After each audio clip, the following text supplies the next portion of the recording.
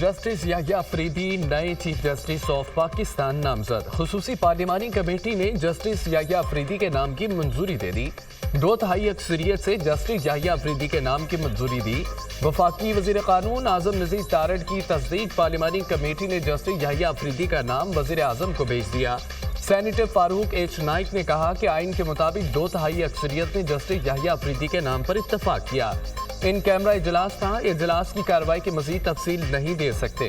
राजा परवेज अशरफ बोले कि अच्छे की तवक्को रखनी चाहिए, पाकिस्तान के लिए बेहतरी की दुआ है। पीटीआई ने पार्लिमानी कमेटी इजलास का बाइकआउट किया। 12 अरकान में से 9 अरकान ने इजलास में शिरकत की।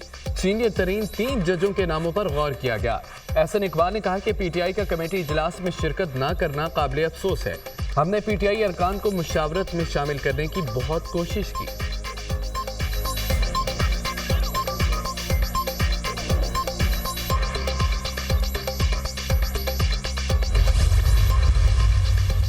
जस्टिस याह्या अफरीदी 23 जनवरी 1965 को पैदा हुए। एचईसन कॉलेज और गवर्नमेंट कॉलेज लाहौर से तालीम हासिल की।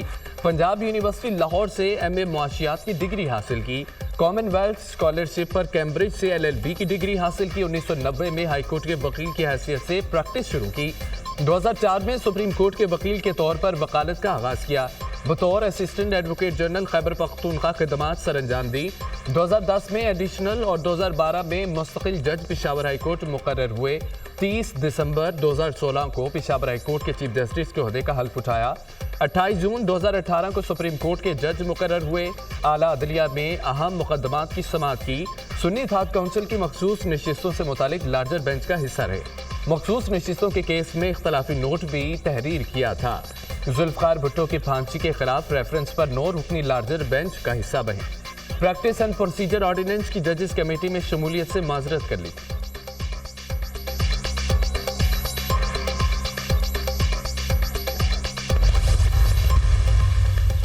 तहरीक इंसाफ और सुन्नी इत्तेहाद काउंसिल का खुसूसी पार्लिमानी कमेटी का बाइकआउट। किसी रुकन ने कमेटी इजलास में शिरकत न की। स्पीकर कौमी असम्बली और खुसूसी पार्लिमानी कमेटी के अरकान सुन्नी इत्तेहाद काउंसिल और पीटीआई को मनाने में नाकाम।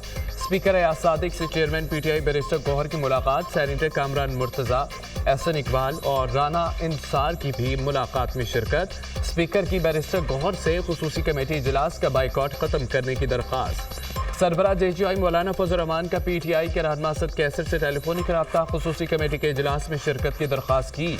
चेयरमैन पीटीआई बैरिस्टर गौहर ने कहा है कि 26वीं आईनी तरमीम गैर आईनी है। इस तरमीम और इसके नतीजे में बनी कमेटी को नहीं मानते, इसी वजह से बाइकआउट किया। हमारी सियासी कमेटी का फैसला हतमी है। मौलाना फजल रहमान का भी पैगाम मिला मगर माजरत कर ली।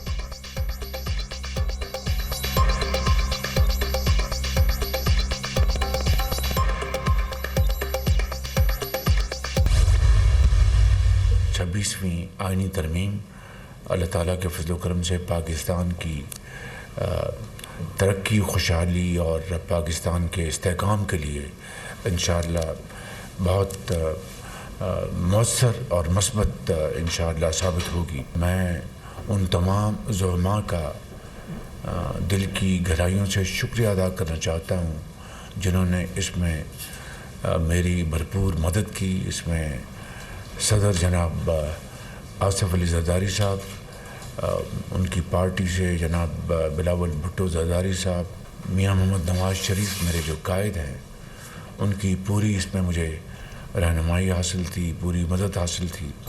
आईनी तरमीम से आवाम को अदालतों से जल्द इंसाफ मिलेगा। तरमीम मुल्क की तरक्की और खुशहाली के लिए मौसर साबित होगी। आवाम के केसेस कई साल से अदालतों में ज़ेर इल्तवा हैं, इंसाफ नहीं मिलता। आईनी बेंच के क़याम से आम आदमी को सहूलत मिलेगी। 26वीं आईनी तरमीम के लिए तमाम सियासी रहनुमाओं से मुशावरत हुई। सदर आसिफ अली जरदारी, बिलावल भुट्टो और मौलाना फजल रहमान का किरदार अहम रहा। आईनी तरमीम मिसाक जमहूरियत के विजन और सच्चाई की गवाही है। वज़ीर आज़म की वफाकी काबीना के इजलास में गुफ्तगू। आईनी तरमीम की मंजूरी पर मुबारकबाद दी। कहा कि एससीओ कॉन्फ्रेंस कामयाब रही। अफवाज पाकिस्तान ने कॉन्फ्रेंस को कामयाब बनाने में मदद की।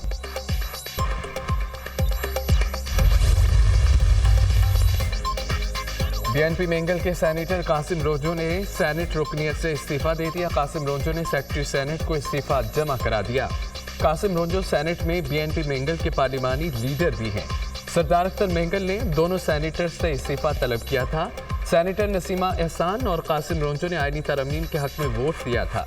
कासिम रोंजो ने वीडियो पैगाम में कहा कि पार्टी सरबराह ने जबरदस्ती प्रेस कॉन्फ्रेंस करवाई, सब कुछ लिखकर मेरे सामने रखा गया, जबरदस्ती ये अल्फाज अदा किए, ये प्रेस कॉन्फ्रेंस मन घड़त और झूठ पर मबनी थी। मैं इस सब की तरदीद करता हूँ। मैं 15 दिन से घर पर मौजूद था। जाजेब रोंजो ने एक्स में पैगाम में कहा कि मेरे वालिद को सेनेट से इस्तीफा दिलवाने के लिए जबरदस्ती लाया गया, पार्टी की आदत से ये तवक्को नहीं थी।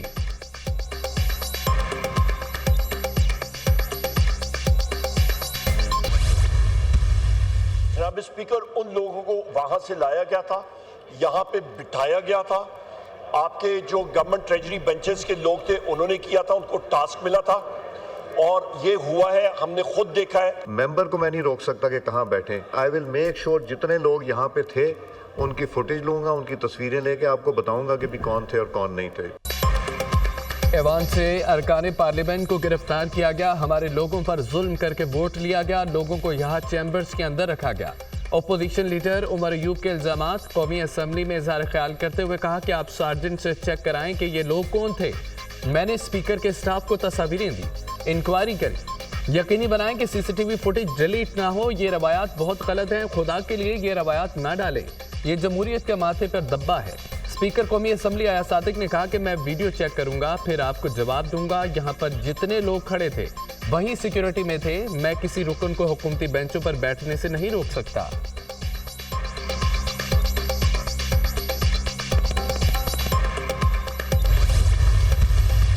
ये आईनी तरमीम एक तारीखी डॉक्यूमेंट है जो इस हाउस ने पास किया और अवाम को इसका फायदा होगा जब एक आम आदमी का केस प्रायोरिटी के ऊपर लगेगा। उन चारों से मुलाकात हुई, उनको पूछा, उन्होंने कहा जी ज़मीर की आवाज़ पे आए हैं, वोट डालने आए हैं, बगैर डरे बिला खौफ वोट देंगे। इन्होंने एक एक शिक पे मुसवदे पे सौदेबाजी भी की, मुसवदे के ऊपर इन्होंने अपनी इनपुट भी दी, मुसवदे को मुतफिका करार भी दिया, 90% इत्तफाक भी किया। देखिए, अपनी जो पार्टी के अंदर फाइटिंग है उसको आप आपस में सेटल करें, उसको पार्लियामान के सर पे क्यों डालते हैं? आईनी तरमीम से मुतालिक अरकान के अगवा से मुतालिक झूठा प्रोपेगेंडा किया गया। आज़ाद अरकान ने अपनी मर्जी से वोट कास्ट किया, यहाँ पर लोग आए, उन्होंने ज़मीर के मुताबिक वोट दिया। मैं उनमें से कुछ मेंबरान से मिला। आज़ाद अरकान ने कहा कि ज़मीर की आवाज़ पर वोट दिया।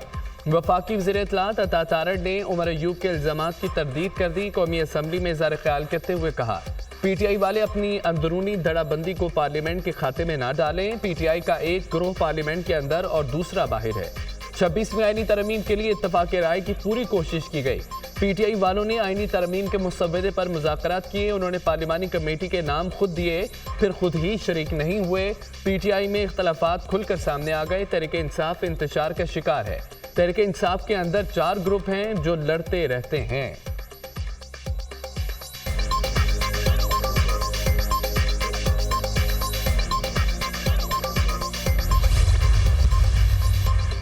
छब्बीसवीं आईनी तरमीम की मंजूरी पर कौम को मुबारकबाद देता हूँ। बेनज़ीर भुट्टो ने मिसाक जमहूरियत में जुडिशल रिफॉर्म्स का वादा किया था। चेयरमैन बिलावल भुट्टो इस एजेंडे को आगे लेकर बढ़े। नंबर्स पूरे होने के बावजूद बिलावल भुट्टो ने इत्तफाक राय पैदा करने का वादा किया।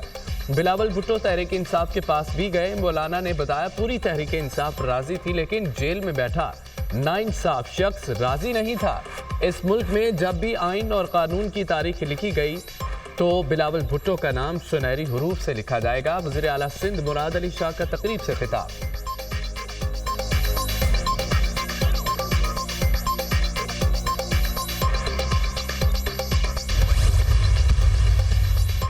आईनी तरमीम को नहीं मानते, तरमीम के खिलाफ पूरे मुल्क में एहतजाज करेंगे। इस बार हम पूरे पाकिस्तान को ब्लॉक करेंगे। हमारा एहतजाज हुकूमत से जान छुड़ाने तक जारी रहेगा।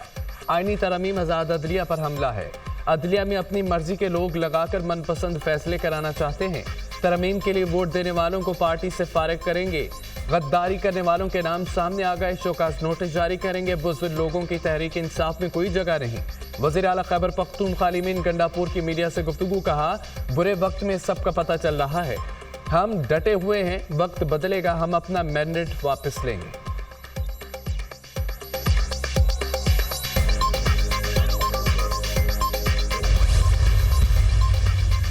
8 ججز کا 12 جولائی کا مختصر اور 23 ستمبر کا تفصیلی فیصلہ غلطیوں سے بھرپور ہے۔ مخصوص نشستوں کے کیس میں اپیلوں کا حتمی فیصلہ ہوا ہی نہیں۔ چونکہ حتمی فیصلہ ہی نہیں ہوا، اس پر عمل درآمد بائنڈنگ نہیں۔ فیصلے پر عمل درآمد نہ ہونے پر توہین عدالت کی کارروائی بھی نہیں ہو سکتی۔ 8 اکثریتی ججز کی 14 ستمبر اور 18 اکتوبر کی وضاحتوں میں بھی آئینی غلطیاں ہیں۔ اکثریتی ججز نے وضاحت کی درخواستوں کی گنجائش باقی رکھی۔ 8 ججز نے اپنی الگ ورچوئل عدالت قائم کی۔ مخصوص نشستوں کے کیس میں 2 ججز کا اقلیتی تفصیلی فیصلہ جاری۔ چیف جسٹس قاضی فائز عیسیٰ اور جسٹس جمال خان مندوخیل نے اقلیتی تفصیلی فیصلہ جاری کیا۔ چیف جسٹس قاضی فائز عیسیٰ نے اقلیتی فیصلے میں 14 صفحات پر مشتمل اضافی نوٹ بھی لکھا۔ فیصلے میں آئینی خلاف ورزیوں اور کوتاہیوں کی نشاندہی میرا فرض ہے۔ جسٹس منصور اور جسٹس منیب نے اس کے خلاف ووٹ دیا۔ امید کرتا ہوں کہ اکثریتی فیصلہ دینے والے اپنی غلطیوں کا تدارک کریں گے۔ جسٹس جمال مندوخیل نے 17 صفحات پر مشتمل اختلافی نوٹ لکھا۔ مجھے اکثریتی فیصلے سے اتفاق نہیں، اس لیے اپنا اختلافی نوٹ لکھا۔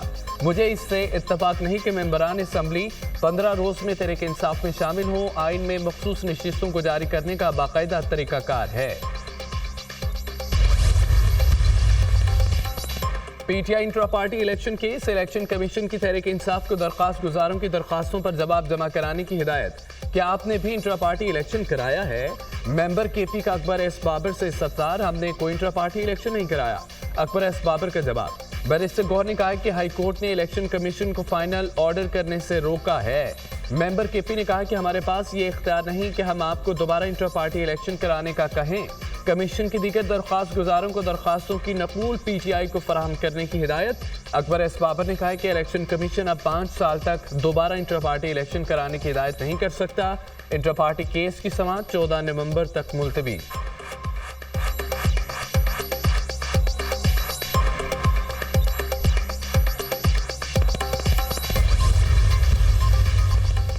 مہنگی بجلی مزید مہنگی ہونے کا امکان۔ بجلی کی قیمتوں میں 70 پیسے فی یونٹ اضافے کا امکان۔ سی پی پی اے نے قیمتوں میں اضافے کی درخواست جمع کرا دی۔ اضافہ ستمبر کی ماہانہ فیول کاسٹ ایڈجسٹمنٹ کے مد میں مانگا گیا۔ نیپرا 30 اکتوبر کو سی پی پی اے کی درخواست پر سماعت کرے گی۔ ستمبر میں سب سے مہنگی بجلی فرنس آئل سے 30 روپے 29 پیسے فی یونٹ میں پیدا کی گئی۔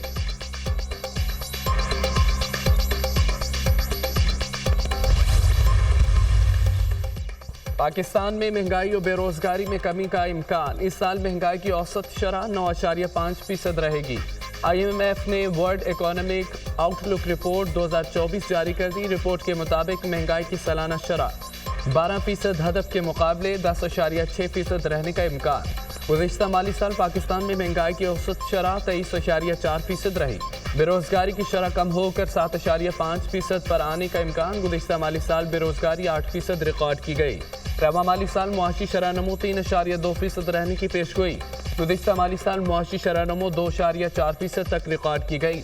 رواں مالی سال کرنٹ اکاؤنٹ خسارہ منفی 0.9% رہنے کا تخمینہ ہے۔